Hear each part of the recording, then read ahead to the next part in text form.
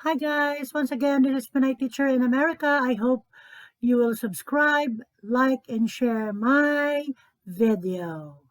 So for this video, I will be talking about the different teaching certification that you need to have before you can teach here in Texas specifically. So, kailangan po munang magpa-evaluate kayo sa Texas Education Agency ng inyong transcript of records. Doon po malalaman nyo kung anong level ang pwede nyong turuan based on your transcript of records. And then, after po nyan, i-require po kayong mag-fingerprint kasi isa po yan sa SOP para sa certification. And then, kapag nalaman nyo na po kung anong klaseng exam ang kukunin nyo, kagaya po sa akin, in my case, they evaluated me for EC through 6, early childhood to 6th grade. So, yun po yung kukunin kong exam para po makapagturo ako dito sa Texas, specifically sa mga public schools. Pero po, nung unang pagdating ko dito, sa charter school ako, at first, they will not require you to have that teaching license. Kasi meron na sa inyong, meron kayong evaluated transcript of records from different evaluators. After a year, ng pagtuturo nyo sa nasabing school, especially sa charter school, dyan na po kayo i-require ng teaching license ng nasabing state. So in my case, I first taught in Texas in one of the charter school.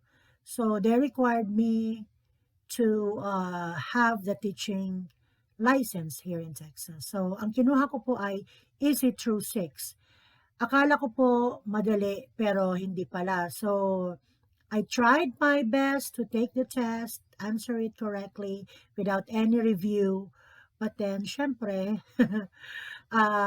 sobrang hirap, lalong-lalo na ang kanilang social studies na subject. So, I failed in my first test.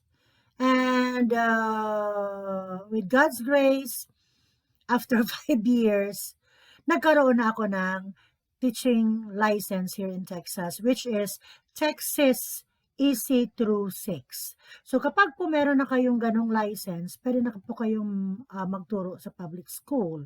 And sometimes if you prefer to teach in a charter school, okay naman po yon, or in a private school. And then, hindi ba po dyan nagtatapos?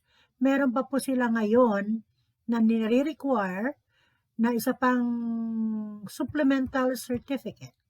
Ito po yung tinatawag na ESL Supplemental Certificate. Ano naman po itong ESL Supplemental Certificate? Ito kasi po marami po ditong mga non-native English speaker. So therefore, kailangan pong ang guro ay mayroong certification para makapagturo siya sa general education students dito po sa Texas. So, isa po sa requirement ang ESL Supplemental Certificate to teach in a classroom wherein ELL students, the English language learners, are in your classroom. So, yun po ay all about English, the competencies, 1 to 3,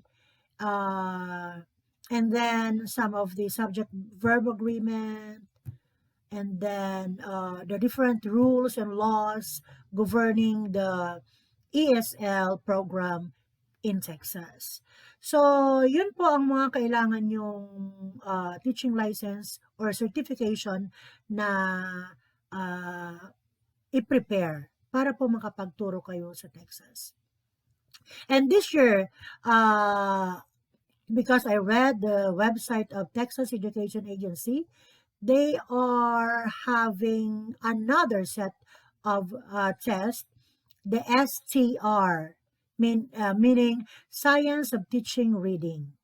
So, isa po ulit yan na required exam para po makapagturo kayo sa public school dito sa Texas. Kasi po isa sa mga qualifications ng guro dito sa Texas is the ESL certification, and this 2021 they have the new type of test, the STR or the Science of Teaching Reading. Isa po yan sa mga qualifications na hinahanap nila when you apply for a teaching job here in Texas. So, you can go to www.tea.tx.gov and you can read something about it.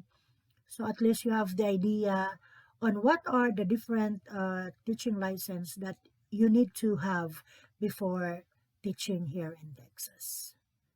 So that's it for now, guys. I hope I was able to help you about having a teaching, or about helping you or giving you an idea what are some of the teaching certification that you need to prepare before teaching here in Texas. So I hope you guys are okay and healthy. So bye for now and stay safe, everybody.